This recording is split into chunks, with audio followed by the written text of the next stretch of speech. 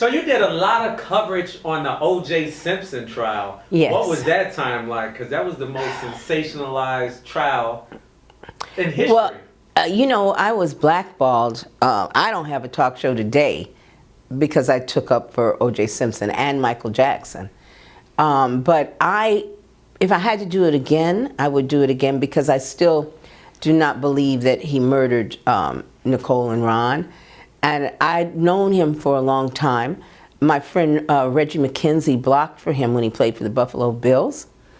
And I had a few other times when there'd been problems in his life and they'd come across my desk, I had called him and said, this just came across my desk. And so I just didn't believe that he was capable of murder. I know the domestic violence with Nicole, and I've listened to him explain all that to me. He explained that infamous 911 call, you know, that she made, and he was out there doing all that hollering, explained exactly why he was out there doing the hollering, you know. And so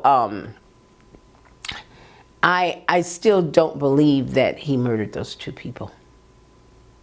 And I was the most sought after guest because I was the only one defending him. So that's why I was so visible during that time. So when you say blackball, were you approached by specific people that said, hey, you're taking a side? No, because there's no other reason for me not to have a talk show other than that. And I know when they originally were doing The View, some of the producers at The View were producers over at Geraldo, and they wanted me very badly. And Barbara Walters was adamant against it because of the O.J. and Michael Jackson, because of both of them. So I think that just kind of happened in general. With me, it's as far as, you know, having a talk show. You know, they probably thought they could bury me, but sometimes when you got talent, you still kind of sneak on through there. You know, it's hard to, you know, stop you from doing anything. What is it about the trial that made you think O.J.'s innocent? Well, the timelines were off to me, and Nicole's townhouse was a townhouse.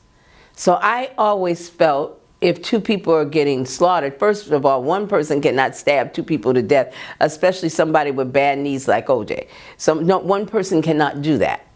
So I always thought the reason the neighbors could not come up with anything, somebody saw something.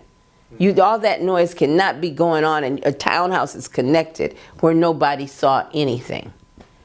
And that's what I will always believe somebody did see something.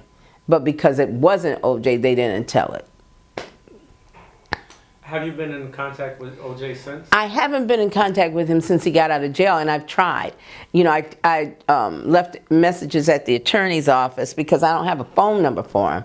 And I've been in Vegas several times, and he hadn't called me, so I guess we'll get back together one day. I'm like, one day I'll run into him somewhere. Were you in touch with him while he was in prison? No, I wasn't, and I feel bad about it. I did not write. No, I didn't.